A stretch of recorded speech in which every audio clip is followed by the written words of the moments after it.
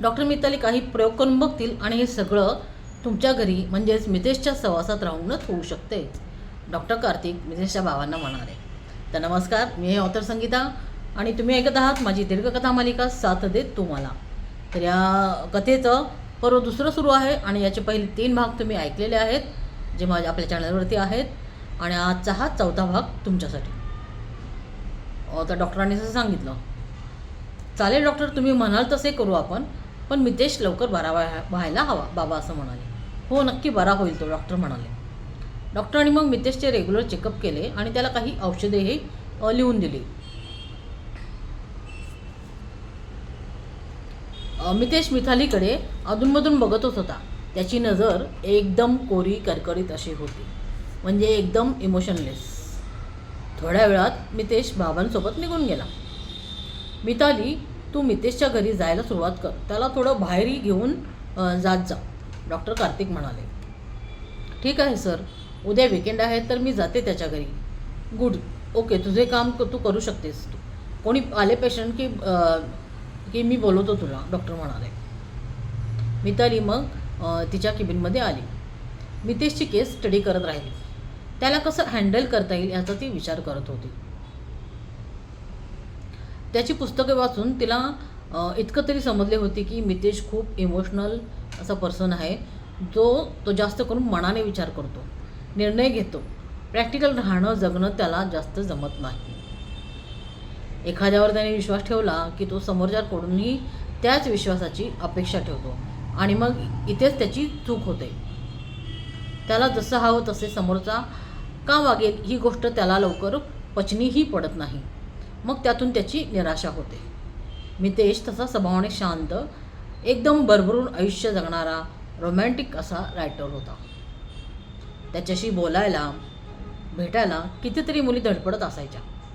ही सगळी माहिती मितालीला मितेशच्या social media अकाउंटवरून समजली होती. तिथे बरेच जण कमेंट करत होते की मितेश सर, तुमची नवीन कादंबरी कधी येणार आहे? सध्या तुम्ही कोणत्या विषयावर लिहित आहात? बऱ्याच दिवसात तुम्ही लाईव्ह का आला नाहीत? तुमचा शो पण झाला नाही. Any problem sir? असे बरेच प्रश्न लोकांनी त्याला विचारले होते. तर हे मितालीला सगळं त्याच्या सोशल मीडियावरती समजलं. मिताली संध्याकाळी घरी आली. फ्रेश होऊन ती तयार होती. अजून तिने घरात आईबाबांना अजिंक्यबद्दल सांगितलेले नव्हते. तिला एक मोठा भाऊ होता, महेश. तो लग्न करून अमेरिकेत स्थायिक झाला होता. भावा रिटायर झाले होते बँकमधून आणि आई गृहिणी होती. मिताली आवरून बाहेर आली. आई, मी जरा मैत्रिणीसोबत बाहेर जाऊन येते, तिने आईला सांगितले. अगं आत्ता तर हॉस्पिटलमधून आली आणि लगेच पुन्हा बाहेर? आई, राधिका यांनी विचारले. आई, काम आहे मैत्रिणीचे म्हणून जाते, मिताली म्हणाली. राधिका, अगं आजची मुलं आहेत ती, त्यांना कंटाळा येत नसतो, जाऊ दे तिला, जरा फ्रेश वाटेल.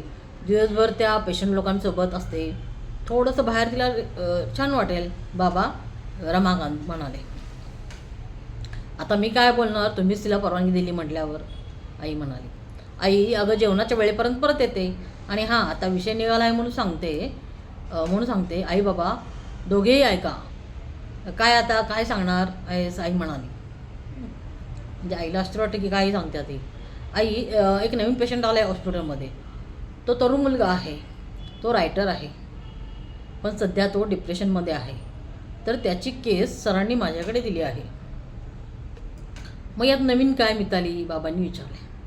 बाबा, या मितेशची केस मी स्टडी केली तर सर म्हणाले की मला जास्तीत जास्त वेळ त्याच्यासोबत राहून त्याला त्याच्या कामाबद्दल पुन्हा एकदा जागरूक करायला हवे. त्याला त्याचं लिखाण किती प्रिय होते हे जाणवून द्यायला हवे, मितालीने सांगितलं. यातून तू काय त्याला मदत करणार, आईने विचारले. आई, मी त्याची पुस्तकं त्याला वाचून त्याला त्याच्या कामाची आठवण करून देणार. कधी त्याच्या घरी, कधी त्याला बाहेर घेऊन जाऊन त्याला पूर्ववत करण्याचा प्रयत्न करणार. यासाठी मी कधीही मितेशच्या घरी किंवा त्याच्यासोबत बाहेर जाऊ शकते आणि तुम्हाला याची कल्पना असावी म्हणून मी बोलते आहे, असं मिताली म्हणाली. मिताली, पण तू अशी एकटी त्या वेड्या मुलासोबत राहणार आणि त्याने तुला काही इजा केली तर, आईने विचारले. आई, तो वेडा नाही आहे, फक्त डिप्रेशनचा शिकार पण झाला आहे. त्याच्यासोबत वेळ घालवणे हा त्याच्या ट्रीटमेंटचा एक भाग आहे, मिताली म्हणाली. पण मिताली, त्याने तुला काही केले तर, आईने काळजीने विचारले. नाही आई, तो अगदी शांत आहे. त्याला फक्त मानसिक आधाराची गरज आहे. तो खूप इमोशनल पर्सन आहे. मिताली, जे करशील ते नीट काळजी घेऊन कर. बाकी आता तू डॉक्टर आहेस म्हटल्यावर आम्ही काय बोलणार, बाबा म्हणाले. बाबा, माझी काळजी करू नका. मी माझी काळजी घेईन. मिताली मग बाहेर पडली. घराच्या कॉर्नरजवळच अजिंक्य येणार होता. मिताली चालत तिथपर्यंत गेली. तिने पाहिले अजिंक्य अगोदर येऊन थांबला होता. तिला बघून त्याने कारचे दार लॉक ओपन केले. मिताली दार उघडून आतमध्ये बसली. लुकिंग सो ब्युटिफुल असं बोलत अजिंक्यने तिला गालावर किस केले. कुठे जायचं पण अजू, मितालीने विचारले. एका मस्त हॉटेलला जाऊ. तिथे रूफ सिटिंग आहे. कॅन्डल लाईट डिनर आहे. डान्स सगळंच आहे तिथे, अजिंक्य म्हणाला. मग थोड्या वेळात ते दोघं त्या हॉटेलला आले. तिथे या दोघांसारखी बरीच कपल आले होते. एका बाजूला सिटिंग अरेंजमेंट होती. एकीकडे बार सेक्शन होता आणि सेंट्रलला डान्स एरिया होता. तिथे डीजे म्युझिक चालू होते. अंधार होता कारण कॅन्डल लाईट डिनर होते तिथे. थोडासा लाईटचा प्रकाश होता. रेड ब्ल्यू कलरमध्ये लाईट लागत होत्या. काही कपल डान्स करत होते तर काही ड्रिंक करत होते. आपण अगोदर ड्रिंक घेऊ, अजिंक्य म्हणाला. हो चालेल, मला माझी रेड वाईन सांग, मिताली म्हणाली. मग अजिंक्यने स्वतःला स्कॉच आणि तिच्यासाठी रेड वाईन ऑर्डर केली. अजिंक्य, तुला एक गोष्ट सांगायची आहे, मिताली म्हणाली. काय सांगायचं आहे, बोल डार्लिंग, तो तिचा हात आपल्या हातात घेत म्हणाला. अजू, मला त्या रायटर मितेशची केस सरांनी हँडल करायला दिली आहे. मग कर ना, त्यात काय विशेष. अजू, त्यासाठी मला त्या मितेशसोबत वेळ घालवावा लागेल. म्हणजे आय कांट अंडरस्टँड, अजिंक्य म्हणाला. अजिंक्य, मला त्याच्या सहवासात राहावं लागेल. त्याच्या घरी जावं लागेल. कधी कधी मला त्याला बाहेर घेऊन जावं लागेल, मिताली म्हणाली. मिताली, ही कोणती पद्धत आहे ट्रीटमेंटची, अजिंक्यने म्हणाले. अजिंक्य, असते अशी पण ट्रीटमेंट आमच्या सब्जेक्टमध्ये. मानसोपचार तज्ज्ञ म्हणजे मनाचा डॉक्टर. मग गरज असेल तेव्हा पेशंटच्या सोबत राहून त्याच्यावर उपचार करावे लागतात. मिताली, हे रिस्क नाही आहे का, अजिंक्यने विचारले. अरे यात कसली रिस्क अजिंक्य. वेटर त्यांची ऑर्डर घेऊन आला होता, त्यामुळे मिताली गप्प बसली. मिताली, तो मितेश एक मानसिक पेशंट आहे. कधी चुकून व्हायबल झाला आणि त्याने तुला काही दुखापत केली किंवा दुसरं काही, समजा तुझा गैरफायदा घेतला तर, अजिंक्य म्हणाला. अजिंक्य, तुम्ही लोक सगळ्याच पेशंटना एकाच नजरेने का बघता. अरे प्रत्येक मानसिक रुग्ण हा काही वेडा नसतो अजिंक्य. फक्त ते लोक जास्त नैराश्याच्या आहारी गेलेले असतात, इतकंच. जर कोण पेशंट अति मानसिक रोगी असेल तरच त्याला वेड्याच्या हॉस्पिटलमध्ये ठेवले जाते. तुझे बाबाच एक मानसोपचार तज्ज्ञ आहेत ना, मग इतकं तुला माहीत असायलाच हवे, मिताली म्हणाली. बाबा डॉक्टर आहेत. त्यांचा आणि माझा काही एक संबंध नाही. त्यांच्या कामाबद्दल मला काहीही समजत नाही, ओके. आणि मला ते जाणून घेण्यातही इंटरेस्ट नाही आहे. अजिंक्य थोडा रागातच बोलला. अजिंक्य, मी तुला कामाबद्दल जाणून घे असं म्हणतच नाही आहे. फक्त माहिती असायला हवी इतकंच म्हणते. यात चिडण्यासारखं काय आहे. आणि उद्या आपलं लग्न झाल्यावर मी पण एक मानसोपचार तज्ज्ञ आहे हे का विसरतो तू, मिताली म्हणाली. अरे मिताली, तू विषय कुठे नेते आहेस. मी माझ्या कामाचं स्वरूप तुला सांगते अजिंक्य. म्हणजे कधी मी मितेशच्या घरी असेन सो तुला कल्पना असावी म्हणून, मिताली म्हणाली. Okay chill, I can understand, okay. घे. त्याने तिच्या वाईनचा ग्लास तिच्या हातात दिला. दोघे शेजारी बसले होते. अजिंक्यने आपला एक हात मितालीच्या कमरेवरून टाकला होता आणि दोघे ड्रिंक करत म्युझिक एन्जॉय करत होते. तिथे असणारे काही कपल्स एकमेकांना बिनधास्त किससुद्धा करत होते. त्याच्या स्पर्शाने मिताली रोमांचित काही लोक तिथं किससुद्धा करत होते. अजिंक्यचा हात मितालीच्या कमरेवर फिरत होता. त्याच्या स्पर्शाने मिताली रोमांचित होत होती. वर्ष झाले दोघे रिलेशनशिपमध्ये होते, पण अजून त्यांनी त्यांच्या लिमिट्स क्रॉस केल्या नव्हत्या. अजिंक्य कधीतरी हट्ट करायचा, पण मिताली नकार देत असे. लग्नाआधी असं काही नको असं ती म्हणत असे. अजिंक्य अजून जरा तिच्याजवळ सरकला. ड्रिंकचा एक सिप त्याने घेतला आणि ग्लास टेबलवर ठेवला. मिताली त्या डीम लाईटमध्ये एकदम आकर्षक दिसत होती. कपाळावर एक बट तिच्या रेंगाळत होती. अजिंक्यने आपल्या हाताने ती बट तिच्या कानामागे नेली. तिच्या गालावरून हलके हात फिरवला. तिच्या नजरेत बघत अजिंक्य म्हणाला, मी तू खूप सुंदर दिसते तू आज. ती फक्त हसली. अजिंक्यने तिचा चेहरा आपल्या जवळ घेत अलगद तिच्या ओठांवर आपले ओठ ठेवले आणि हळूवारपणे तो तिच्या ओठांचे रसपान करू लागला. दुसरा हात जो तिच्या कमरेवर होता त्या हाताने त्याने मितालीला अजून आपल्या जवळ ओढले. अजिंक्य तिला सोडायला तयार नव्हता.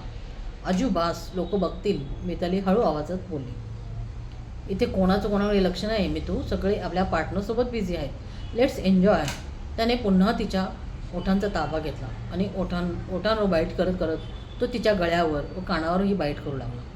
अजिंक्य नको थांब, असं म्हणत मितालीने त्याला आपल्यापासून दूर केले. Mitali, you don't trust me, म्हणून मला तू तुझ्याजवळ येऊ देत नाहीस. अजिंक्य म्हणाला. असं नाही अजिंक्य, माझा तुझ्यावर विश्वास आहे, पण आत्ताच हे सगळं करणं गरजेचं आहे का? मितालीने विचारलं. हो मी तू, आजकाल रिलेशनशिपमध्ये या गोष्टी म्हणजे सेक्स कॉमन आहे. अरे म्हणून का प्रत्येकाने तो केलाच पाहिजे असं नाही ना. मिताली, सरळ सरळ सांग ना की तुझा विश्वास नाही आहे माझ्यावर. आपलं लग्न नाही झाले तर काय, अशी शंका आहे ना तुला? Okay, I don't touch you any more. Ajinkya म्हणाला. अजिंक्य, अरे असं का समजतो तू? मला काहीही शंका नाही तुझ्याबद्दल आणि आपलं लग्न होणार आहे नक्कीच. मग का नाही म्हणतेस Mitali? I want you because I love you sweetheart. तो म्हणाला. अजिंक्य, प्रेम आहे म्हणून आपण फिजिकल व्हावे असं नसतं ना. राहू दे, सोड मिताली, पुन्हा नाही मी अशी अपेक्षा करणार. अरे तू समजून घे ना अजू, चिडतोस का असा लगेच? मग काय करू सांग? मी जगावेगळी अपेक्षा केली काय? नाही अजिंक्य, पण I am not ready for that. ठीक आहे, आय एम सॉरी. अजिंक्य रुसला आहे हे त्याच्या चेहऱ्यावरून दिसत होते. मितालीने त्याचा हात हातात घेतला. अजू, मला समजते, पण तू पण समजून घे ना प्लीज. मिताली, तू आजच्या जनरेशनची मुलगी आहेस, त्यातही डॉक्टर आहेस, आणि मी कोणी ऐरागेरा मवाली मुलगा आहे का? अजिंक्य, मी तसे बोलले का तुला काही? मग वागत तर तसंच आहेस तू Mitali. You don't trust me, I trust you Ajinkya. ते म्हणाले. अजिंक्यने मितालीला आपल्या जवळ घेतले आणि तिच्या ओठांवर आपले ओठ ठेवले आणि पॅशनेटली तो तिला किस करू लागला. मितालीही मग त्याला प्रतिसाद देऊन राहिली. त्यांची ऑर्डर आली आणि दोघे मग जेवण करू लागले. अजिंक्य, मला त्या मितेशसोबत वेळ घालावा लागेल, तू समजून घेशील ना मला? हो, पण इतकं पण त्याच्या केसमध्ये गुंतून जाऊ नकोस की माझ्यासाठी तुला वेळच मिळणार नाही. अजिंक्य म्हणाला. नाही अजिंक्य, तुला वेळ मी नक्की देत जाईन. जेवण करून मग ते घरी जायला निघाले. मिताली, आपण लग्न करूया लवकर. अजिंक्य कार चालू करत म्हणाला. इतक्या लवकर का अजिंक्य? आता कुठे वर्ष झालं आहे मला प्रॅक्टिस सुरू करून. मला सेटल तर होऊ दे. सेटल तर आहेस, प्रॅक्टिस आणि जॉब चालू आहे ना मिताली. अजिंक्य, मला माझं स्वतःचे क्लिनिक काढायचं आहे. मिताली, याचा अर्थ तू अजून 4-5 वर्ष प्रॅक्टिस करणार, मग तिथून पुढे तू क्लिनिक आणि मग त्याच्यानंतर लग्न कधी करणार आपण? अजिंक्य, निदान 3 वर्ष तरी प्रॅक्टिस हवी. आत्ता तर 1 वर्ष झालेलं आहे. मिताली म्हणली. मिताली, लग्न करून पण तू प्रॅक्टिस चालू ठेवू शकतेस ना. आणि मी घरी तुझ्याबद्दल सांगितलं आहे तर बाबा तर खुशच होतील. निदान त्यांचे हॉस्पिटल सांभाळायला सून डॉक्टर मिळाली म्हणून ते नक्कीच आपल्या लग्नाला तयार होतील. अजिंक्य, सरांचे मला माहीत नाही, आणि त्यांनी इतक्या कष्टाने उभं केलेले हॉस्पिटल ते इतक्या सहजासहजी मला का देतील? त्यात त्यांच्या एकट्याचा हिस्सा नाही, अजून दोन डॉक्टर तिथे पार्टनर आहेत त्यांना. हो, पण निदान त्यांच्यासोबत तू काम करशील ना. आता करतेच तसंच. अजिंक्य म्हणाला. थोडे दिवस थांब अजू, मग आपण घरी सांगूया आपल्याबद्दल. मिताली म्हणाली. काय बोलणार आता मी? तुला आत्ताच लग्न नको आहे तर? अजिंक्य, काय झालं आहे तुला आज? असा का वागतो आहेस? अरे आय एम अ मॅन, आणि माझ्या काही नीड्स असतील की नाही मिताली? आपलं एज पण आता 29 रनिंग आहे. 2 वर्ष फक्त डेटच करतो आहोत आपण. अजिंक्य म्हणाला.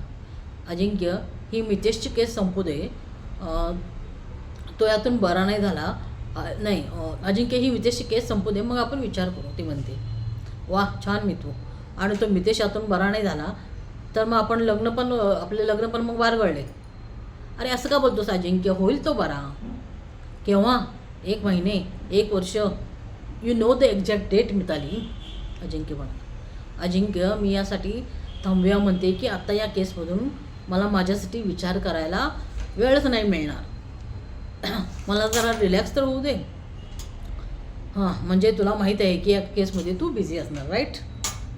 अजिंक्य, इतके दिवस तुला माझ्या कामाबद्दल काही तक्रार नव्हती, मग आत्ता का असे बोलत आहेस? कारण आत्ता मला वाटत होते की तू यंदा लग्नाचा विचार करशील. रिलेशनशिपमध्ये मुलींना घाई असते लग्नाची, त्यांना लवकर सेफ्टी हवी असते, पण इथे तुला अजून वेळ हवा आहे Mithali.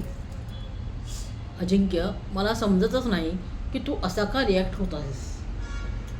Mithali, I want you in my life as my wife. हे चुकीचं आहे का? चुकीचं नाही अजू, पण मलाही तू हवा आहेस. मितालीने त्याच्या खांद्यावर डोके ठेवले. त्याने कार बंद केली. तिचे घर आले होते. Mitu, I love you sweetheart. तिचा चेहरा आपल्या हातात त्याने घेतला.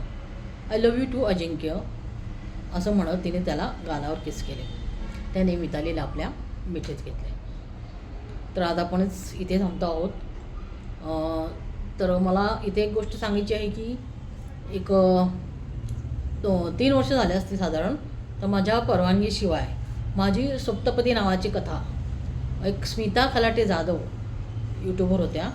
त्यांनी माझी परवानगी न घेता म्हणजे फक्त माझं नाव टाकून माझी सप्तपदी नावाची कथा त्यांच्या चॅनलवरती त्या टाकत होत्या.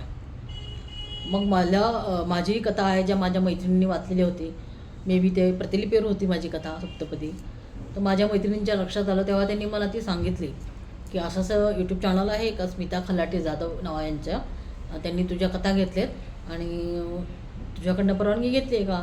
तेव्हा माझ्या लक्षात आलं की मला न विचारता त्या माझे कथांचे व्हिडिओ बनवून टाकत होते. फक्त तिचं माझं नाव होतं लेखिका म्हणून. पण मला तुम्हाला सर्वांना हेच सांगायचं आहे की एखाद्या लेखकाची तुम्ही कथा घेताय व्हिडिओ बनवण्यासाठी आणि स्वतःचं चॅनल चालवता त्या व्हिडिओवरती, निदान त्या लेखकाला कल्पना तरी द्या की त्यांची परवानगी तरी घ्या की तुमच्या कथा मी घेऊ का, असं न सांगता. म्हणजे ती चोरीच आहे एक प्रकारची. तर त्या लेडीजनी तशी माझी कथा घेऊन प्रतिलिपीवरून त्यांनी त्यांचे व्हिडिओ 6 महिने व्हिडिओ त्या टाकत होत्या आणि त्यांचं ते चॅनल त्या चालवत होत्या. जेव्हा मला लक्षात आलं तेव्हा मी लगेचच यूट्यूबला कंप्लेंट केली, यूट्यूबला रिपोर्ट केला आणि त्या मॅडमना पण मी ठणकावून सांगितलं कमेंटमध्ये की असा जो तुम्ही प्रकार करत आहात तर याची मी कंप्लेंट करेल पोलिसांमध्ये. आणि सायबर क्राईममध्ये मोडतं. एखाद्याचं साहित्य तुम्ही कॉपी करताय, त्याला न विचारून घेताय आणि त्याचे व्हिडिओ बनवताय, तर हा सायबर क्राईम आहे. त्यामुळं असं कॉपी करण्याचा प्रयत्न करू नका. तुम्हाला कथा हवेत तर नक्कीच त्या लेखकाची परवानगी घ्या आणि त्यांच्या परवानगीनेच तो व्हिडिओ किंवा ती कथा टाका. त्यामुळे साहित्य चोरी करू नका. असं काही निदर्शनास आलं तर नक्कीच त्या लेखकाला नक्की सांगत जा. आणि माझी कथा आवडत असेल तर नक्कीच आपल्या चॅनलला सबस्क्राईब करा, लाईक करा. धन्यवाद.